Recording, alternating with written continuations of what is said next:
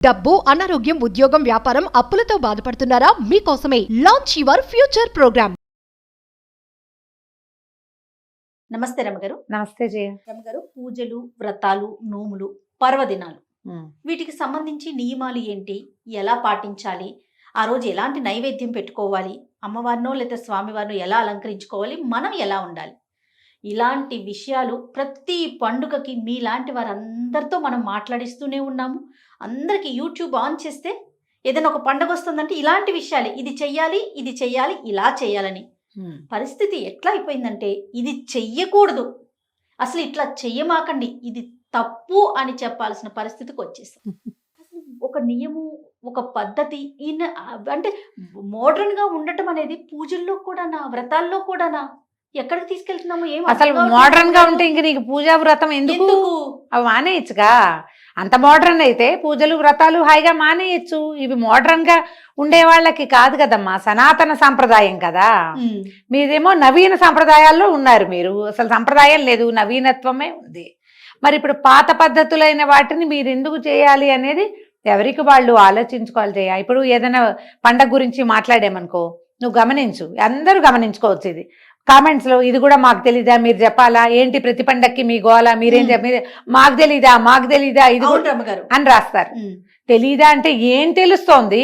ఇప్పుడు కొందరిళ్లలో తెలుస్తాయి, కొంతమందికి తెలుసు, కొంతమందికి తెలియదు, కొంతమందికి ఎవడో విపరీతంగా తెలుసు, అదేదో చెయ్యాలి, దీనికి ముందు ఇది ఉండాలి అనే నియమాలు లేవు. వింత పోకళ్ళు తలంటి పోసుకోవాలా, పోసుకోకూడదా, ఈ రోజు అది చేయచ్చా, అది చేయచ్చా, ఓ అడుగుతూనే ఉంటారు. ప్రసాదం ముందు పెట్టాలా, హారతి తర్వాత ఇవ్వాలా, ఏదో అడుగుతారు. ఇవన్నీ ఉన్నాయి. వీటితో పాటు వెర్రెక్కిపోవటం ఏంటంటే ఈ సోషల్ మీడియా నిండా చేయ. ఇప్పుడు మనం అందులోనే ఉన్నాం. గొంగట్లో కూర్చుని పెరుగన్నం తింటూ వెంట్రుకలు ఏరుకోకూడదు. దాని నిండా అదే గొంగడ అంటేనే. ఇప్పుడు ఈ సామెత చెప్తాన ప్రతిసారి అంటే ఏమిటి ఆలోచించట్లేదు జనాలు. గొంగళి అంటే వెంట్రుకలతో నేసిన వస్త్రం. అవును, వెంట్రుకలే దాని నిండా. అందులో కూర్చొని నువ్వు పెరుగన్నం కలిపావు, కలపంగానే అయ్యిందా మొత్తం వెంట్రుకలేనా? నువ్వు ముద్దకి వెంట్రుకలు ఏరుకుంటానంటే ఎట్లా? మనం చేసేదే అది, కానీ కొన్ని చెప్పాల్సే వస్తుంది. అంతే కదా రమ్మగారు. ఇప్పుడు ఎవరికి వాళ్ళు మనకెందుకు ఊరుకునే పరిస్థితి కాదు కదా. కాదు, ఇప్పుడు మీరు భ్రష్టు పట్టించేస్తే ఎట్లాగా సంప్రదాయాన్ని? ఎక్కడికో పోతుంటే ఎలాగమ్మా? ఇప్పుడు మనం చూస్తామా ఏంటో, వాళ్ళ ఇళ్లలో ప్రతిసారి చెప్తాం మీ ఇంట్లో లేకపోతే చెయ్యొద్దు, మీ ఇంట్లో ఉంటే చెయ్యండి ఒకటి. రెండోది, పోనీ ఎవరినైనా గురువు గారినో ఎవరో ఒక పెద్దవారినో ఆశ్రయించి వారు చెప్పిన మాట విని వాళ్ళు చెప్పిన రకంగా పద్ధతి ఏటా అదే చేసుకోండి. రెండోది. మూడోది ఏం చెప్తున్నాం, ఈ ఏడాది ఒక వేషం, వచ్చే ఏడాది ఇంకో పిచ్చి వేషం వేయద్దు, వేరే వేరే రాష్ట్రాలు వేసినట్టు ధూపాలు వేయండి, నాట్యాలు చేయండి, అలాంటివి చెప్తున్నామా? ఇది సంప్రదాయం కాదు, మనది కాదు, మన ప్రాంతాలది కానిది చేయకూడదు. అట్లా పూజల్లో మీరు ఈ ఫ్యాషన్ ని చొరపెట్టద్దు, చేర్చకూడదు. వస్త్రధారణ అనేది చెప్పడం జరిగింది. ఎందుకు లేదమ్మా, సంప్రదాయ వస్త్రం. ఎప్పుడు మిమ్మల్ని ఒక క్వశ్చన్ అడగాలనుకుంటానండి. ఆలయాలకి దర్శనానికి వెళ్ళేటప్పుడు కానీ ఇంట్లో ప్రత్యేకమైన పూజలు చేసేటప్పుడు పట్టు వస్త్రాలే ఎందుకు కట్టుకుంటాం రమ్మగారు? పవిత్రమైనవిగా భావిస్తామమ్మా, వాటికి తడి పొడి మట్టి అంటదు, అందుకని పట్టు వస్త్రాలు చెప్తారు. లేదా ఉతికి ఆరేసిన బట్టలు, మడికి పనికొస్తాయి పట్టు బట్టలు. అది పత్తితో నేసినవి కాదు కదా, పట్టు అనేసారు కల్లా కాటన్ కాదు, అందుకని సిల్క్ కదా, అది పురుగు నుంచి వస్తుంది, అందుకు అది మంచిది, మడికి పనికొస్తుందని. ఇప్పుడు మీరు శుద్ధంగా అంటే చాలా మంది అడుగుతారు, భోజనం చేశాక ఇప్పుడు మనం ఏదో పార్టీకి వెళ్ళాం, భోజనం చేసాం, ఆ చీరని సాయంత్రం వచ్చాక మడత పెట్టి లోపల పెట్టాం. ఆ చీర పనికిరాదు దేవాలయానికి వెళ్ళడానికి. నువ్వు అన్నం తింటావు కదా ఆ చీరతోటి, దాని మీద ఒక టమాటా సాసో, ఒక మెతుకో, ఒక కొబ్బరి ముక్కో, ఏదో ఒకటి పులుసో, సాంబార్ తింటారు, రసాలు తాగుతారు, సూపులు తాగుతాం. ఓడ్రాపైనా పడుతుందా? పడదా? అబ్బాయి మేము బాగా తింటామండి, నువ్వు చక్కగా తింటావు. మీ పక్కవాడు ఎవడో ప్లేట్ పుచ్చుకెళ్తాడు, ఆ ప్లేట్ నీ చీరకు రాసుకునే పోతుందా? అన్నం అంటిన బట్టలతోటి పవిత్రమైన స్థలాలకి వెళ్ళకూడదు, ఆ చీర కట్టుకుని మళ్ళీ పూజలకి కూర్చోకూడదు, పేరెంటాలకి వెళ్ళకూడదు. నువ్వు మళ్ళీ ఇలాంటి పార్టీకే పోతానంటే పో, కానీ పూజ చేసేటప్పుడు ప్రత్యేకంగా చెప్తాం, ప్రతిసారి శుభ్రమైన వస్త్రాలు, పట్టే కాదు ఉతికినవి శుభ్రమైన బట్టలైనా కట్టుకోవాలి.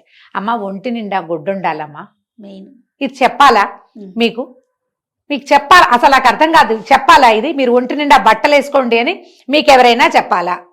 అది కూడా చెప్పించుకునే స్థితికి వస్తే మీరు మనుషులుగా ఏ లెవెల్లో ఉన్నట్టమ్మా? కొంచెం ఆలోచించుకోవద్దా? అవును రామ్ గారు. ఓ పెద్దవారిని చూడ్డానికి వెళ్తారు, ఏ పెద్దవారి దగ్గరికి కాలు మీద కాలు వేసుకుని కూర్చోటము, మోకాళ్ళు కనపడేలాగా, ఛాతీ కనపడేలాగా, భుజాలు కనపడుతుంటే అవతల వాళ్ళకి నీ పట్ల ఎలాంటి వాళ్ళ భావాలు మార్చుకోవాలి కాదు, వెగటుగా కనపడతారు మీకు మీరు. వాళ్ళు సరైన వాళ్ళు కాదని మీరు అనకూడదు. మిమ్మల్ని ప్రపంచమంతా చూస్తోంది ఇప్పుడు. ఎందుకంటే మనం ఒక చోటుకి వెళ్తే ఆ ఒక చోటనే ఉంటలేదా, వెంటనే కెమెరా పెడతాం, దాంట్లో మనం చూపిస్తాం, వెంటనే దాన్ని అప్లోడ్ చేస్తాం. ఒక అరగంటలో 100 వస్తాయి. నువ్వు ఆ బట్టలు వేసుకున్నావేంటి, జుట్టు అట్లా ఎందుకు విరబోసుకున్నావు, ఆ వస్తువులు పెట్టుకున్నావేంటి, పెద్దాల దగ్గరికి వెళ్ళేటప్పుడు బాగా వెళ్ళొద్దా, గుళ్ళోకి ఇలాంటి బట్టలు వేసుకెళ్తావా, పరిస్థితి ఎలా అడిగితే నీ బుద్ధి మార్చుకోండి, మీ బుద్ధులు సరైనవి కాదు, మీరే సరిగ్గా. వాళ్ళు సరిగ్గా లేరా, నువ్వు ఉన్నావా సరిగ్గా? నీ లోపల ఒక ప్రశ్న ఉందా, అసలు నీకు ఉందా? అలా చేయకూడదు అనే భావన కూడా రావట్లేదు. సమస్య అది. ప్రధానంగా మనం కొన్నిటికైనా ప్రత్యేకంగా ఇక్కడ మనం సరిగ్గా ఉండాలి. సరిగ్గా అంటే వాట్ ఈజ్ సరిగ్గా. ఇతరులకి మన పట్ల ఆకర్షణో లేకపోతే వాళ్ళు మళ్ళీ చూసే విధంగానో మనం ఉండకూడదు. నువ్వు అందంగా చక్కగా ఉన్నావు, ఎంతో పవిత్రంగా ఉన్నావు, 4 సార్లు చూశారు, వాళ్ళ దృష్టి పాజిటివ్గా పోతుంది, నెగిటివ్గా పోకూడదు. అందరూ చూస్తారు. ఇప్పుడు కళగా తయారైంది ఎవరో లక్ష్మీదేవి లాగా మెన్నిండా నగబెట్టుకుని, చెవులకు పెద్ద పెద్ద ఆభరణాలు, జెండిండా పువ్వులు పెట్టుకుని, చక్కగా పట్టు చీర కట్టుకుని లక్ష్మీదేవల్లే తయారైతే ఎంత కళగా ఉంది పిల్లని పదే పదే చూస్తారు. అది ప్లస్. నీ ఒళ్ళు కనపడుతోంది, ఏమిటి ఇలా వచ్చింది అని చూస్తారు, భలేగా ఉందే అనిపించవచ్చు. వాళ్ళకి ఏమనిపిస్తున్నాయో ఇవన్నీ మైనస్లు కాదా? ఈ మైనస్లు ఎక్కడికి వెళ్తాయి మీకు అర్థమవుతుందా? ఎలా పాజిటివ్ మీకు ప్లస్ అవుతుందో అలాగే నెగిటివ్ మీకు మైనస్ అవుతుంది. ఇది వాళ్ళెవరి బుద్ధో వాళ్ళెవరిదో కాదు, మీదే. అది నీకు దిష్టి తగలదా? మరి ఖచ్చితంగా. అవునా కదా. మొదటి దిష్టి, రెండోదైనా బాగున్నారన్న దిష్టే, ఓగున్నారన్న దిష్టే కదా. మీ ఆర అంతా ఛిద్రమైపోతుంది కదా, మీకు ఉండాల్సినంత వెలుగుండదు, మీరు వెళ్ళాల్సినంత ముందుకెళ్ళలేకపోతారు, మీకు రకరకాల ఇష్యూస్ వస్తాయి, సమస్యలు వస్తాయి. ఎందుకు దాంట్లోకి వెళ్తారు? ఇప్పుడు అందరూ చిన్న బట్టలు వేసుకుని గుంపులో పోయారు, పోండి హాయిగా మీ ఇష్టం, వెళ్ళండి. అందరూ అలా వెళ్తారు. అక్కడ ఆడ్మెన్ అవుట్ లాగా నువ్వు చీర కట్టుకుని వెళ్ళు, నగేసుకెళ్ళని ఎవడో చెప్పడు. కానీ నువ్వు సరిగ్గా ప్రవర్తించవలసిన చోట సరిగ్గా ప్రవర్తించమని నీకు ఒకళ్ళు చెప్పాలా? నా క్వశ్చన్ అదే. ఎవరికైనా సరే, ఎవరికైనా, అందరూ కింద కూర్చుని తింటున్నారు, నువ్వు ఒక్కదానివే లేదా నువ్వు ఒక్కడివే ఓ టేబుల్ వేసుకుని ఉంటే నువ్వు ఎలా నీకే ఏమిటి వీళ్ళలో కూర్చోక నేను ఇలా కూర్చున్నాను అనిపిస్తుందా? ఖచ్చితంగా అనిపించాలి. అలాంటి భావాలేమ్మా ఇవి కూడా. ఇవేం విపరీత భావాలు అనుకోవద్దు. ఇది ఒకటి. వస్త్రధారణ సంగతి ఒకటి పక్కన పెడితే, వస్త్రధారణ ఒకటైతే, ఇప్పుడు ఇటీవల చూస్తున్నది ఏంటంటే, ఏదైనా పూజ అనగానే పెద్ద మండపం, బోలెడన్ని పువ్వులు, విపరీతమైన అలంకారము, ఏమిటేమిటో. అదే ఈ సంవత్సరం చేసింది నెక్స్ట్ ఇయర్ చేయకూడదు, వాళ్ళు పెట్టింది మనం పెట్టకూడదు, వాళ్ళ జేజు కంటే మన జేజు పెద్దదిగా ఉండాలి, ఈ సంవత్సరం చేసిందే వచ్చే సంవత్సరం చేయటానికి వీలు లేదు అసలు. అమ్మా నాన్నను కూడా మార్చేస్తారో ఏంటో కొన్నాళ్ళు పైకి. లాస్ట్ ఇయర్ ఇదే అమ్మా నాన్న, ఈ ఏడాది కూడా ఈ అమ్మా నాన్న ఉంటే ఎట్లా? మార్చుకోవాలి. అట్లాంటి ఆలోచనలు వచ్చేస్తాయేమో, కొన్నాళ్ళకి వస్తాయి. దేవుళ్ళని మారుస్తారు, అలంకారాలు మారుస్తారు, పద్ధతులు మారుస్తారు, ప్రసాదాలు కొనుక్కొస్తారు. ఏంటమ్మా ప్రసాదం కొనుక్కు రావటం? నువ్వు ఏవో స్వీట్లు కొన్నావు, లడ్లు కొన్నావు, ఇంకేదో కాజాలు కొన్నావంటే ఒక రకం. అమ్మవారి నివేదనకి నువ్వు ఇంట్లో బోళ్ళంతా అలంకారం చేసుకుని, నీ అంతట నువ్వు అలంకరించుకుని, అమ్మవారిని అలంకరించి, ఒక్క ముద్ద నీ చేత్తో ఓ పాయసమో పులిహోర చేసి పెట్టవు ఇంట్లో, దానికి కూడా ఒళ్ళం కదా మీకు. టైం చాలదు. ఎందుకంటే ఈ వేషానికే సరిపోతుంది కదమ్మా. ఒకళ్ళని విమర్శించటము, ఒకళ్ళని తక్కువ చేయటం కాదమ్మా. ఏదైనా ఒక భగవంతుడికి అంటూ మనం చేస్తే నీ శ్రద్ధ, నీ ఆస్థ, నీ గౌరవం, నమ్మకం, అది చాలా ఇంపార్టెంట్ అమ్మా. మీరు అవి ఎంత ఇస్తే అది మీకు అంత వస్తుంది. మీరు ఈ వేసిన వేషం ఏటా పెంచాలి. ఒక్క ముద్ద అన్నం వండి కాస్తంత పులిహోర కలిపి ఎంత చెయ్యాలి? ఇంత వండాలా? ఒక గ్లాస్ బియ్యం వండితే ఒక 1/2 గ్లాస్ పాయసం, 1/2 గ్లాస్ పులిహోర అయిపోవు. అరగంట కూడా పట్టదమ్మా ఆ పనికి. ఓ నిమ్మకాయ పిడిచి తిరగమాత పెట్టినా తీసుకుంటాడు కదమ్మా అయ్యవారు. బజార్లో కొనుక్కురండి, 500 ఇస్తే ప్రసాదాలు వస్తాయి, నివేదనలు పెడతారా? మీ ఇంటికి చుట్టాలు వచ్చారు, బయట నుంచి భోజనం తెప్పించడమే తప్పు. పోనీ అదేదో తగలబెడుతున్నాం, చేస్తున్నాం అట్లాగే. బయట నుంచి కూరలు వస్తాయి, అన్నం వస్తుంది. కనీసం ఇంత పవిత్రమైన రోజుల్లో మన ఇంట్లోనే మనం ఒళ్ళు వంచి ఈ వేషాలన్నిటికీ పెట్టే సమయంలో చాలా కొద్దిపాటి సమయాన్ని వెచ్చించి కాస్త ఏదైనా వండి మీ చేత్తో బూర్లు గార్లు పెట్టద్దు, మానేయండి. చేయలేకపోతే అన్నం వండలేరా అమ్మా మరీను, దానికి కూడా ఒళ్ళం కదా. అయితే నేను ఇప్పుడు మనం ఎలాగైనా సరే పెద్దవాళ్ళు ఎవరు దీన్ని సపోర్ట్ చేయొద్దు దయచేసి. మీరు ఇన్ఫ్లుయెన్సర్స్గా ఉండి ఎవరినైనా ఇన్ఫ్లుయెన్స్ చేయగలిగే స్థితిలో ఉంటే మంచిది, సరైనది, పదుగురు ఒప్పుకునే రకంది, ఏ నెగిటివ్ కామెంటు రానిది దాన్ని చేసి చూపించండి. కరెక్ట్ రమ్మగారు. మీరు పెద్దవాళ్ళు, మిమ్మల్ని జనం గౌరవిస్తున్నారు, అందరూ చూస్తున్నారు, లక్షల్లో వ్యూస్ వస్తున్నాయి. మీరు లక్షల మందిని ఇంప్రెస్ చేసేటప్పుడు బ్యాడ్ ఇంప్రెషన్ ఇస్తారా? మీరు ఇంత పెద్ద వేషం వేసి ఈ వేషం వేయకపోతే కుదరదని ప్రజల్ని నమ్మిస్తారా?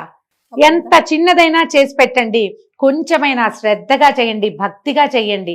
భక్తి తత్పరత చాలా అవసరమని ప్రవచనకర్తలు చెప్తూనే ఉన్నారు కదమ్మా. ఇన్ఫ్లుయెన్సర్స్ అందరూ దీన్ని ఎందుకు వంట పట్టించుకోరు? వ్యూస్ కోసం మీరు ఏం చూపించినా చూస్తున్నారు కదమ్మా జనము. మీరు ఏం చూపించినా, నేను అక్కడికి వెళ్ళాను, నుంచున్నాను, కూర్చున్నాను, భోజనం చేశాను, అన్నీ చూస్తున్నారుగా. మీరు మంచి ఎందుకు చెయ్యరు? మిస్లీడ్ చెయ్యొద్దు దయచేసి. దీంట్లో ఈ సనాతన ధర్మాన్ని కూడా మన ఈ వ్యూస్ కోసం వాడుకోండి ధారాళంగా, కానీ ధర్మాన్ని భ్రష్టు పట్టించే విధంగా మాత్రం చెయ్యొద్దు దయచేసి.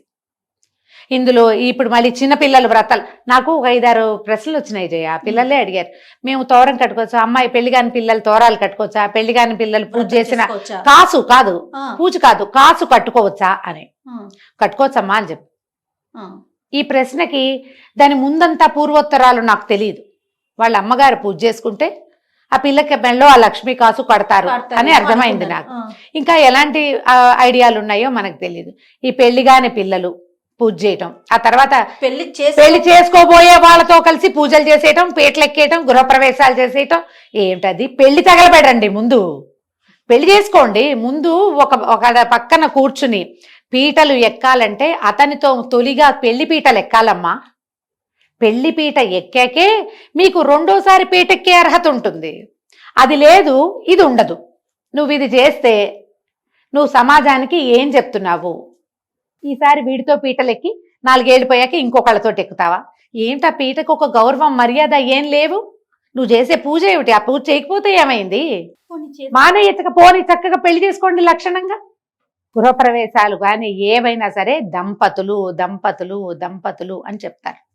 దాంపత్యం అంటే మీరిద్దరూ ఎక్కడో కలిసి ఉండటం కాదు, మీకు శాస్త్రవిహితంగా వివాహం అవటం.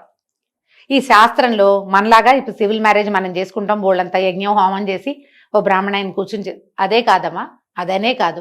మీరిద్దరు నలుగురు ముందు ఒక దేవాలయంలో అయినా ఓ తాళి కట్టడం, ఓ నలుగురు పెద్దవాళ్ళైనా, ఒక బ్రాహ్మడో ఏ పురోహితుడో ఎవరో ఒకళ్ళ పూజ చేసినైనా మిమ్మల్ని ఆశీర్వదించటం, నలుగురు పెద్దవాళ్ళు మీ నెత్తి మీద అక్షంతలేయటం, లేదా మిమ్మల్ని బ్లెస్ చేయటం, ఏదైనా ఇలాంటిది ఏదైనా జరిగితేనే మీరు దంపతులు అవుతారు. మీ ఇద్దరు కలిసి ఉంటే కాదు. మీరు 100 సంవత్సరాలు కలిసి ఉన్నా మిమ్మల్ని దంపతులు అనడానికి వీల్లేదు, మీరు కలిసి ఇలాంటివి చేయడానికి వీల్లేదు. వీళ్ళని ఇప్పుడు కొన్నిటిని చూస్తాం, బాయ్కాట్ దట్టు, బాయ్కాట్ దిస్సు చూస్తూ ఉంటాం. ఒక యాక్టర్ ఎక్కడైనా చెడ్డగా మాట్లాడారనుకో జయ, వెంటనే వాడిని బాయ్కాట్ అంటారు. అతన్ని బాయ్కాట్ అంటే, నాకు ఈ మాట ఎప్పటి నుంచో చెప్పాలనుకున్నా. ఒక్క ఆయన నువ్వు బాయ్కాట్ చేస్తానంటే, ఆయన ఒక సినిమాలో యాక్ట్ చేసి ఆ సినిమాలో 24 క్రాఫ్ట్స్ ఉంటాయి కదమ్మా. ఓ డైరెక్టర్, ఓ ప్రొడ్యూసర్, వాళ్ళ డబ్బు, బోళ్ళంతమంది పని వాళ్ళు, ఈయన కోసం ఈ సినిమాని బ్యాన్ చేస్తే వీళ్ళందరూ ఏం తినాలమ్మా గడ్డి? మీరు బ్యాన్ చేయాలంటే ఏం చేయాలి? ఈ వ్యక్తికి మైక్ ఇవ్వద్దు, ఎవరు సరిగ్గా మాట్లాడలేదు, వాళ్ళ పద్ధతి మీకు నచ్చలేదు ప్రజలకి అంటే వాళ్ళని పబ్లిక్ ఫంక్షన్స్ కి పిలవద్దు, వాళ్ళకి మైక్ ఇవ్వడానికి వీల్లేదు. ఏ ఇంటర్వ్యూలోనూ ఏ విలేకరి వాళ్ళని ప్రశ్నించకూడదు. బాయ్కాట్ చేయటం అంటే ఇది. అంతేగాని ఆయన యాక్ట్ చేసిన సినిమా మానేస్తారా? అది కాదు కదా, అది తప్పు. ఇప్పుడు కూడా ఈ ఎవరైతే ఇలాంటి పిచ్చి వేషాలు వేస్తారో వీళ్ళని వాళ్ళవి చూసేసి వాళ్ళని ప్రశ్నించడం కాదు, చూడ్డం మానేయండి. నువ్వు ఇది తప్పు చేసావు, నిన్ను మేము చూడం అనాలి ప్రజలు. వాళ్ళు ఎన్ని వీడియోలు పెట్టినా మీరు చూడద్దు, అప్పుడు తెలుస్తుంది. ప్రజలు మనల్ని నిరాకరించారు అనేది తెలియాలంటే చూస్తే వ్యూస్ వచ్చేస్తాయి, డబ్బులు వస్తాయి కదా. నెగిటివ్ గా అయినా చూస్తారు, తప్పు ఎట్లా తెలుస్తుంది? చూడడం మానేస్తే ఇంకా అమ్మాయి ఆవిడ కనపడుతోంది, ఈ అమ్మాయి నచ్చలేదు మీకు, అమ్మాయి చేసిన పని తప్పని తెలుస్తోంది, మీరు ప్రశ్నించినా ఆ అమ్మాయి మీకు సమాధానం చెప్పదు. అది ఎక్కడో ఉంటుంది దాని ప్రపంచంలో. ఏం చేయాలి? వీళ్ళని వాళ్ళు ఎక్కడ పెట్టినా మీరు వెళ్ళొద్దు, ఏం పెట్టినా మీరు చూడొద్దు. ఈ 2 చేయాలి. ఇలా బాయ్కాట్ చేయండి. నా మటుకు నేను దీన్ని నమ్ముతాను జయ పూర్తిగా. యాక్టర్లను బాయ్కాట్ చేయటం, వాళ్ళని బాయ్కాట్ చేయటం, సినిమాలు మానేయటం. మిగిలిన వాళ్ళంతా ఏం చేయాలి? వాళ్ళ తప్పేం లేదు కదా పాపం. అవును. ఈ పొరపాటు చేసిన వాళ్ళని ఎంకరేజ్ చేయొద్దు. ఏది ఏ రకమైన వాళ్ళు చేసిన పనులు మీకు నచ్చట్లేదు, చూసి నువ్వు నాకు నచ్చలేదు అని చెప్పినా వాళ్ళు వినరు, చూడ్డం మానేయాలి. దయచేసి ఇన్ఫ్లుయెన్సర్స్ అందరికీ ఇది నా విన్నపం అమ్మా.